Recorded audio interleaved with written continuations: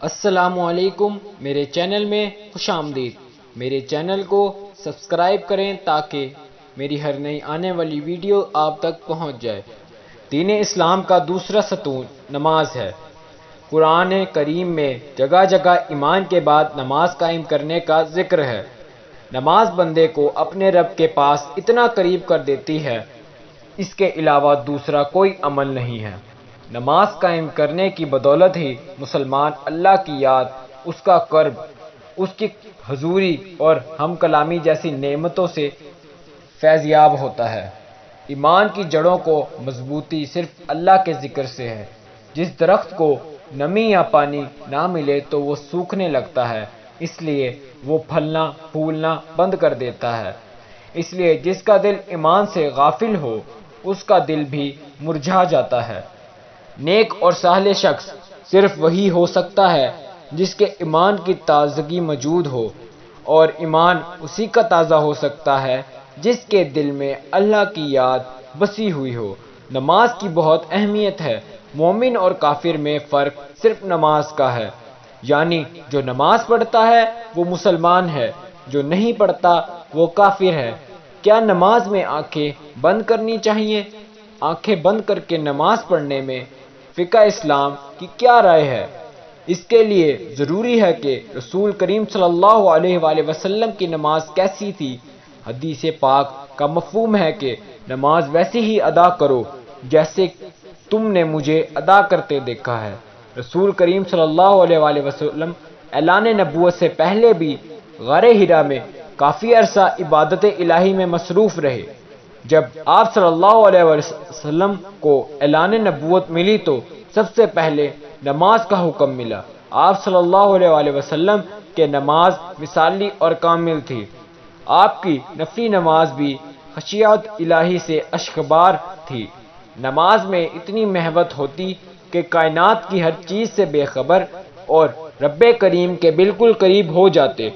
جب 5 نمازیں فرض ہو گئیں تو آپ صلی اللہ علیہ وآلہ وسلم نے آخری دم تک اس فریضہ کو سر انجام دیا۔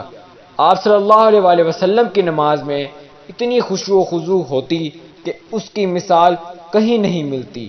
حضرت عوف رضی اللہ تعالی عنہ فرماتے ہیں کہ ایک رات میں آپ صلی اللہ علیہ وسلم کے ساتھ تھا۔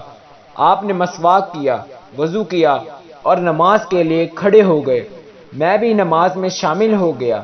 آپ صلی اللہ علیہ وآلہ وسلم ایک رکعت میں پوری سورۃ بقرہ پڑھ ڈالی۔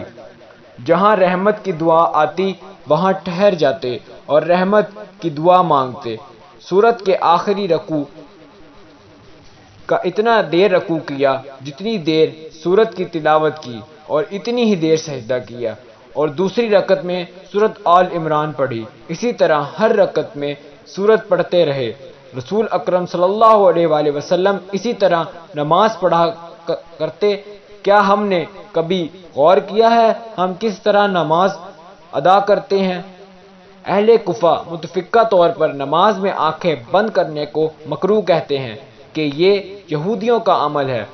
اسی طرح تحفۃ الملوک کے مؤلف نے اس کے مکروہ ہونے کی صراحت کی ہے، اور کسانی رحمۃ اللہ علیہ کہتے ہیں کہ یہ مکروہ ہے کیونکہ یہ